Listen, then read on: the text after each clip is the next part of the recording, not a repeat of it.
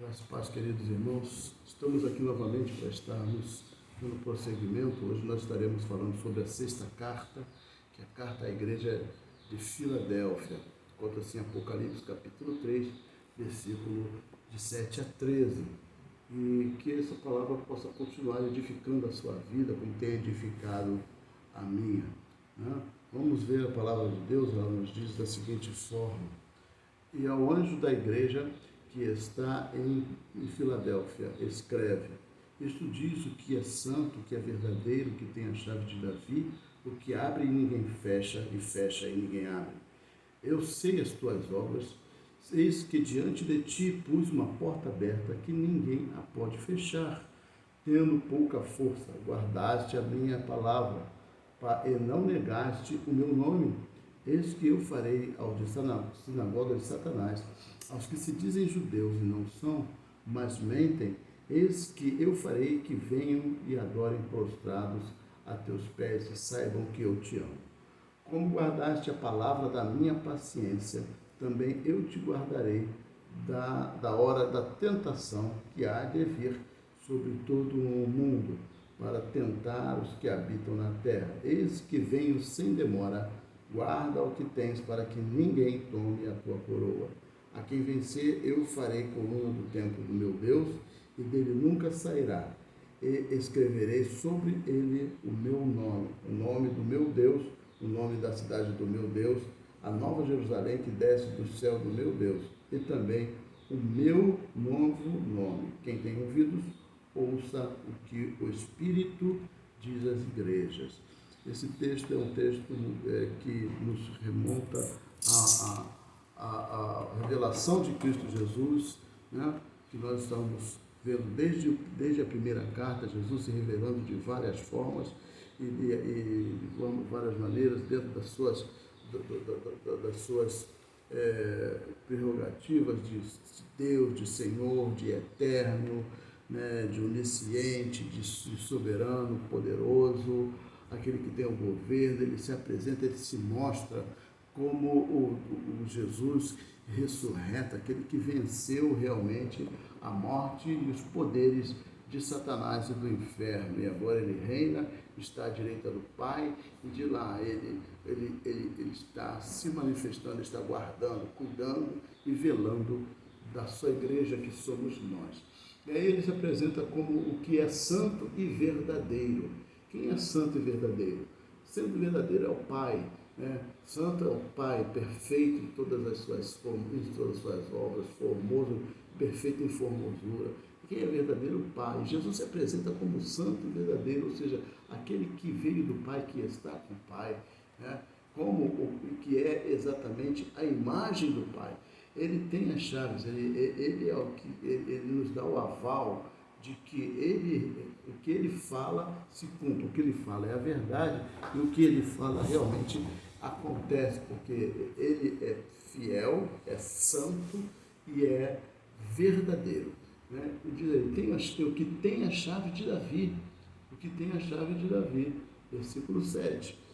E o que abre e ninguém fecha, e fecha ninguém abre. Por que chave de Davi? Davi, ele foi o cabeça da tribo de Israel, né? O povo de Israel, né? A descendência de Israel, todos os que viveram, né? Que são integrantes, fazem parte, né? Da família, do corpo, né? De Israel. Eles recebem esse tema, ele faz parte da família de Davi, é da descendência de Davi. Jesus era da descendência de Davi, porque Deus prometeu a Davi que iria, através dele, instituir um reino eterno. Então, o reino de Israel, eterno, material, terrenal, ele foi liderado, foi construído a partir da vida e do reinado e do governo de Davi. E Jesus, ele é aquele que tem a chave de Davi. Por quê? Porque o reinado de Jesus, ele não se limita aos israelitas, aos judeus, simplesmente ou tão somente, né? Mas ele é um reinado que é mundial, é em todo o planeta Terra, em todas as nações. Então Jesus é aquele que tem a chave de, que dá oportunidade, que abre ou fecha a porta, né, a todos os povos, de qualquer tribo, língua ou nação. E aí ele diz, ele é o que abre e ninguém fecha, e fecha e ninguém abre. Né? O Senhor é ressurreto, santo e verdadeiro como Pai, e por isso podemos confiar nele para que ele cumpra todas as suas palavras. Que palavra é essa? De salvação eterna, de vida eterna. Ele nos abre, então, ele tem a chave, né? Ele nos abre a oportunidade de entrar no reino eterno, no reino dos céus, no reino do Senhor. Bendito seja o nome do Senhor e bem-vindo ao reino de Deus, você que recebeu ao Senhor Jesus como Senhor e Salvador da sua vida.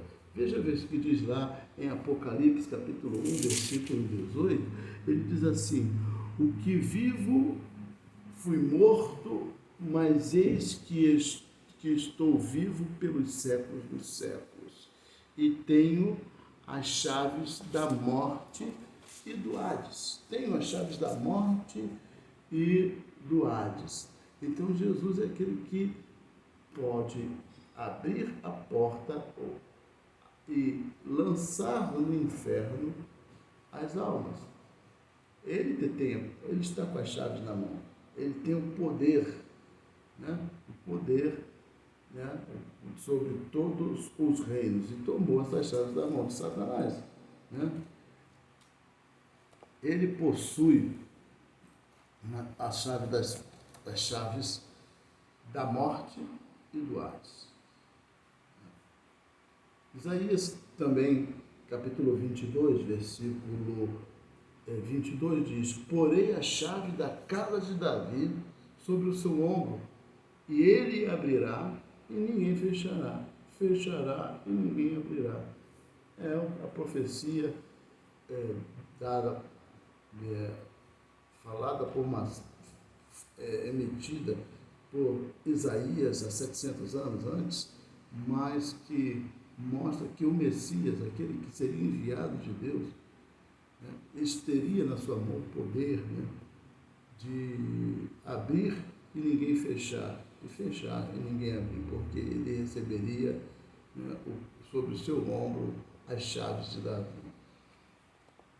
Versículo 8 ainda diz: conheço as tuas obras, os que tenho posto diante de ti uma porta aberta que ninguém pode fechar. Sabemos que sei que tem poucas forças, entretanto guardaste a minha palavra e não negaste o meu nome. Conheço as tuas obras. Como das igrejas anteriores, nós percebemos, nós vimos que Jesus ele faz questão de revelar ou de fazer as igrejas entenderem que ele está atento a todas as obras que aquela igreja faz, desde Éfeso, Esmirna, Sardes, enfim, todas essas igrejas. Jesus fala: eu conheço as tuas obras. E nós vemos que aqui não é diferente. Eu conheço as tuas obras. Eis que tenho posto de ti uma porta aberta. Sei que você tem pouca força, entretanto guardaste a minha palavra. Quer dizer o quê? Ele conhece, sabe das nossas limitações, sabe que nós somos fracos, sabe que nós não temos o poder de construir um testemunho, uma vida totalmente infalível, totalmente íntegra por nós mesmos. Então ele nos abre a porta e você vai ter a salvação, não é porque você é totalmente íntegro, totalmente ou infalível, perfeito, mas porque Jesus abriu essa porta. Ele fez: eu que ponho diante de ti uma porta aberta. Ele colocou a porta aberta. Você tem pouca força.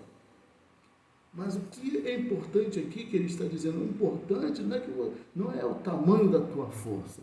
Não é se você tem muita força ou pouca força. Eu sei que você tem pouca força.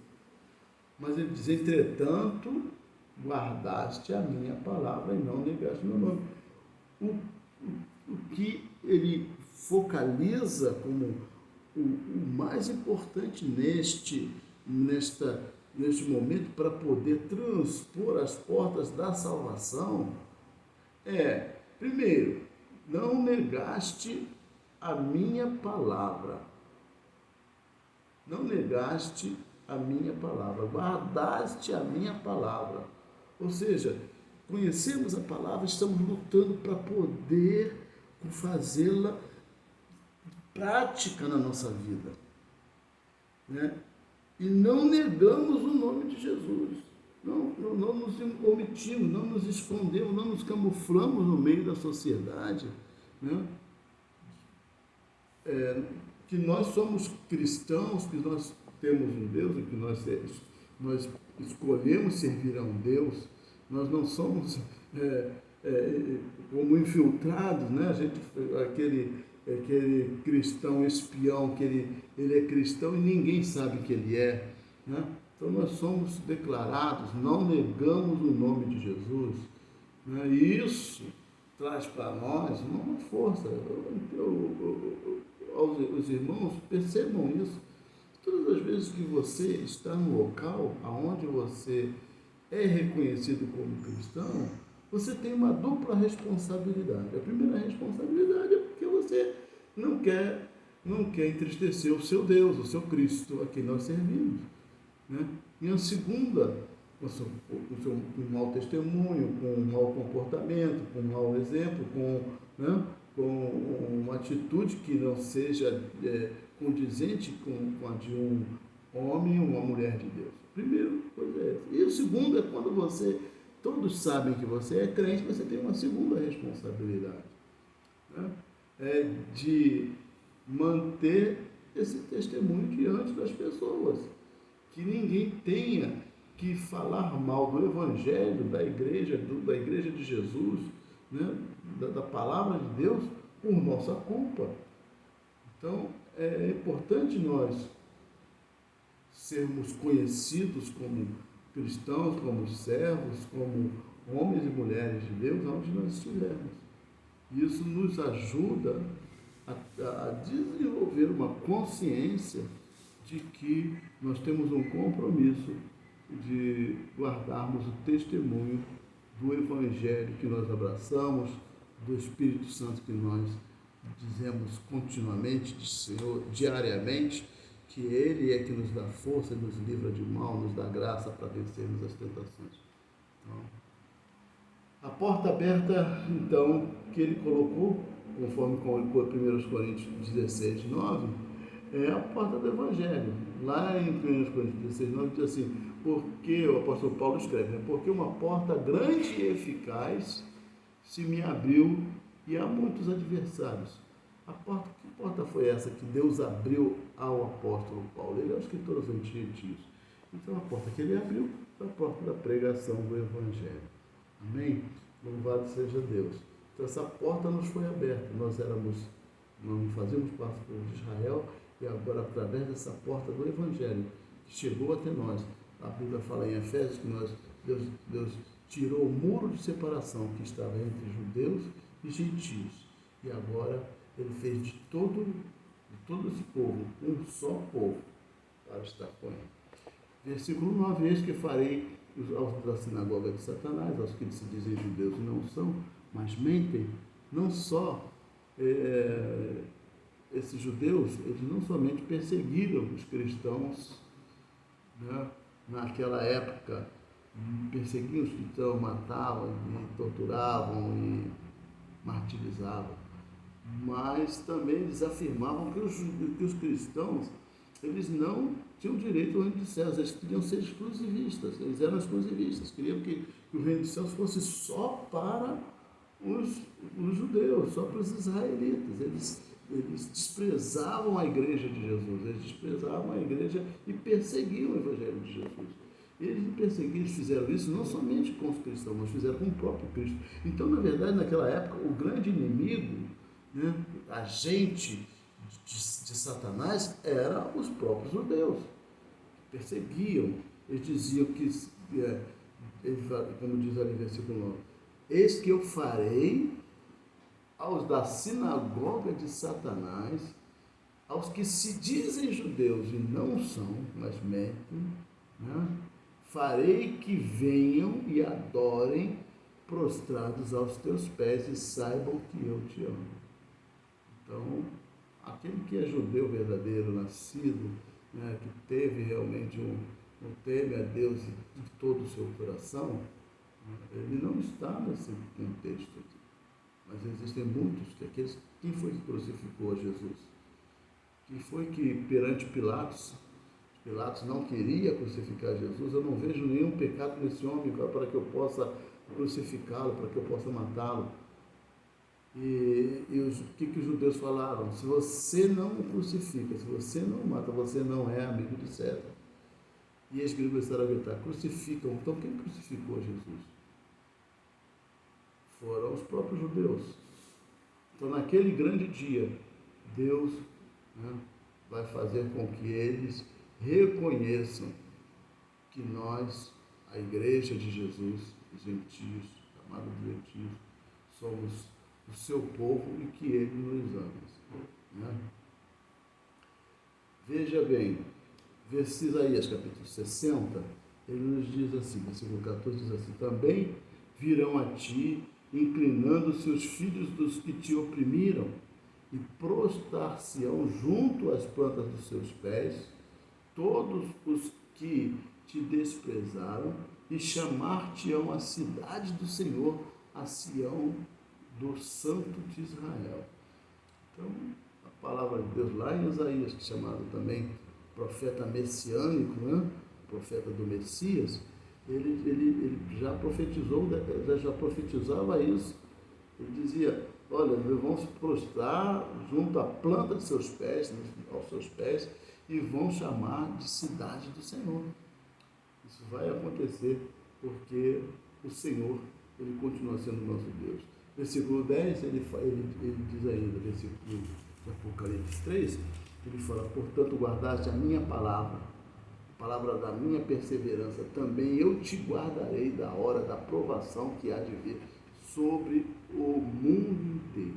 Então, o mundo inteiro já está vivendo momentos aí, no dia a dia, notícias das mais chocantes, que mais nos tem provocado em nós surpresa, dia a dia, coisas tão diferentes, como coisas que não existiam há 10, 12 anos, 15 anos atrás, não existiam essas notícias. Às vezes, uma notícia de um desastre, às vezes, de algum tipo de situação do outro lado do mundo, esporadicamente, acidentalmente, mas não acontecimentos que nós vemos no dia a dia e que nós estamos constatando isso, elas comprometem não somente um Estado, um país, né, mas o mundo inteiro, como essa endemia, como os furacões, como os tremores de terra, como várias guerras, né,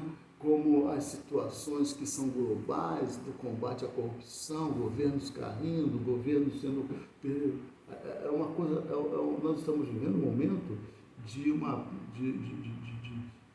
realmente uma globalização, no sentido de que tudo o que acontece no mundo não está acontecendo somente a uma fração dessa população mundial, mas está acontecendo em toda a população mundial, em todos os países. Então nós vemos que isso daí já é eminentemente a preparação para a vinda do anticristo. As coisas estão indo de mal a pior, nós não podemos esperar que melhore, mas nós temos aqui uma promessa. Né? Portanto, guardaste a palavra da minha perseverança, também eu guardarei da hora da provação que há de vir sobre o mundo inteiro, para pôr à prova aqueles que habitam sobre a terra. Então, essas situações que poderão se agravar, Deus nos dá uma promessa de que Ele vai nos livrar, Ele vai nos tirar antes. Ele diz aí, eu também te guardarei da hora da provação. Ele vai nos livrar, ou seja, o arrebatamento estava, segundo a maior parte de nós que estudamos a palavra de Deus, que temos, né, cremos nessa lei, na teologia do arrebatamento, né, que é bíblico, conforme diz a palavra de Deus em vários textos, inclusive, né, um texto de 1 Tessalonicenses capítulo 4, versículo 16, que a gente conhece bem, que eu sempre cito na igreja, inclusive, né? Eis que, né, virá o Senhor com alarido, com voz de arcanjo, com a trombeta de Deus, e todos que estiverem mortos ressuscitarão primeiro, depois nós os que estivermos vivos, né, juntamente com eles seremos arrebatados para estar sempre com o Senhor. E vai ser justamente nesse momento para nos poupar, né, desse sofrimento mais intenso que haverá de vir sobre a terra. Apocalipse ainda, ele nos fala, capítulo 7, versículo 18, 8, ele diz o seguinte, veja bem, depois dessas coisas vi quando os anjos estavam sobre os quatro cantos da terra, retendo os quatro ventos da terra, para que nenhum vento soprasse sobre a terra, nem sobre o mar, nem contra a árvore alguma. E vi outro anjo subir da banda do sol nascente, que tinha o selo do Deus vivo, clamou com grande voz aos quatro anjos, a quem fora dado o poder de danificar a terra e o mar, dizendo, não danifiques a terra, nem o mar, nem as árvores, até que hajamos assinalado nas suas testas os servos do Senhor nosso Deus. Então, antes que venha aquele grande dia calamitoso, onde haverão grandes catástrofes, né? Uma ordem foi dada aos anjos, que não deveria acontecer antes que todos que são do Senhor, né? Tivéssemos recebido os nossos sinais na testas, ou fôssemos resgatados desse mundo para não passar essa situação, né? Vamos ver também lá no capítulo 11, versículo 1, ele diz assim, e foi-me dada uma grande cana semelhante a uma vara, e chegou o anjo e disse-me, levanta-te e mede o templo de Deus e o altar e os que nela adoram, e deixa o átrio que está fora do templo, e não meças, porque foi dado às nações, e pisarão a cidade santa por 42 meses. Então, por 42 meses. Então, nós vamos estar sendo libertos, porque quando começar a grande tribulação, que serão 7 anos, conforme a Bíblia, no meio dessa grande tribulação nós vamos ser retirados. Amém? Louvado seja Deus. Versículo 11 diz, no capítulo 3 diz, venho sem demora, guarda o que tens, para que ninguém tome a sua coroa. O que Jesus está falando nesse texto aí? Ele está falando sobre o que ele está mostrando aí, é uma urgência. A urgência de nós, da mensagem que ele está nos dando, né? Ou seja, olha, suporta mais um pouquinho, espera mais um pouquinho, né? Chore mais um pouquinho, aguente mais um pouquinho. Vamos ver o que diz aí a palavra de Deus ainda nesse texto, que diz assim, Apocalipse capítulo 22, versículo 7, diz o seguinte, eis que presto venho sem demora, logo venho, bem-aventurado aquele que guarda as palavras da profecia deste livro. Apocalipse 22, versículo 7. No versículo 12 desse mesmo capítulo 22, ele diz assim, eis que cedo, ele repete, eis que cedo vem, o meu galardão está comigo, para dar a cada um segundo as suas obras. Novamente ele diz, no primeiro diz, presto venho, no segundo ele diz, cedo venho, já está chegando o momento, aguardem mais um pouco, suportem mais um pouco. Né? Versículo 20, ele diz novamente, aquele que testifica estas coisas diz, certamente cedo venho, amém. Ora vem, Senhor Jesus. Eis que presto venho, logo venho. Ora vem, Senhor Jesus. Esse deve ser o teu e o meu suspiro, né? Esse deve ser o teu e o meu suspiro. A palavra de Deus, ele continua no versículo seguinte dizendo: vamos aguentar, vamos segurar, vamos permanecer, nós vamos lutar e continuar sendo fiéis, nós vamos guardar ao testemunho, nós vamos guardar a palavra de Deus no nosso coração, permanecer firme, não deixar nos influenciar por essas facilidades do evangelho moderno, do evangelho descomprometido com a oração, descomprometido com a palavra, descompromissado com a vida santa e piedosa. Não, nós vamos nos envolver com essas coisas, nós queremos a palavra de Deus porque nós somos os guerreiros da última hora, estamos lutando para sermos achados dignos de entrar no descanso com o Senhor. E aí ele diz no versículo 12, a quem vencer, eu farei na coluna do templo do meu Deus, de onde jamais sairá. Uma observação interessante sobre essa igreja é que essa igreja, ela